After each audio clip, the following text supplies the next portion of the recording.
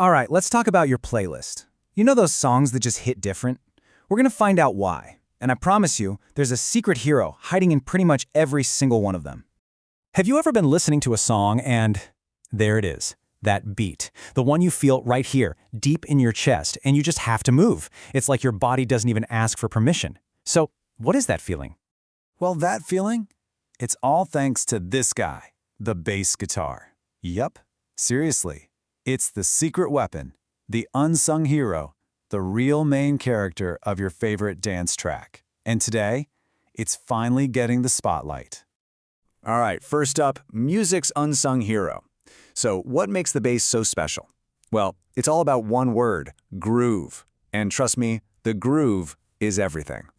So, what even is a groove? Simple. It's the song's heartbeat. It's that repeating pattern that just feels good, you know? It's what grabs you and makes you want to move. It's why you can just vibe to a song without even trying.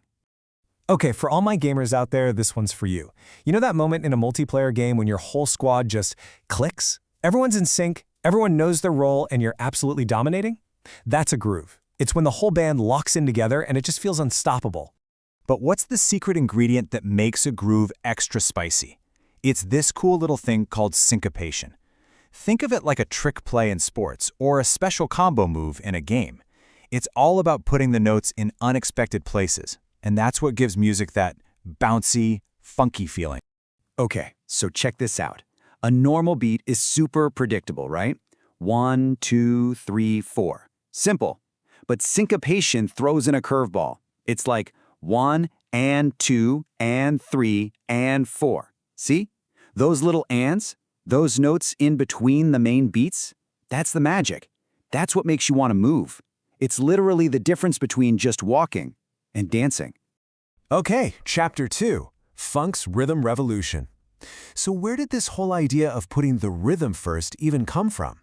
Well, we have to go back to the mid-60s, to a musical earthquake called funk. And this, my friends, is where our hero, the bass guitar, truly steps into the spotlight. Funk basically tore up the rulebook. See, before funk, it was all about the singer, the melody. But artists like the one and only James Brown came along and said, nope, it's all about the rhythm now. Suddenly, the drums and the bass were the most important instruments. They built songs on these short, super catchy patterns called riffs, and the whole point was to make you dance, period. But to pull this off, the bass needed a new superpower.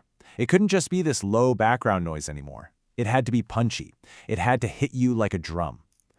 So, who figured it out? Who invented this epic new sound? Get this, the guy's name was Larry Graham. And the best part? He invented it by accident. Total genius move. The story is, he was playing in a band with his mom, and one day the drummer just didn't show up. So to fill that empty space, Larry started beating on his bass strings to sound like a drum. He had no clue he was changing music forever. And what he came up with is what we now call the slap and pop. It's two simple moves. First, the slap. He'd hit the big, low strings with his thumb, making this deep thump like a kick drum. Then, the pop. He'd pull up on the higher strings with his fingers and let them snap back against the fretboard. It was brilliant. All of a sudden, the bass guitar was a drum set and a bass all in one. All right, next chapter, disco takes over. So, that powerful, punchy bass sound, it was the perfect launch pad for what came next in the 1970s. When the raw energy of funk hit the dance floors of the big city nightclubs, it transformed into something new, something called disco.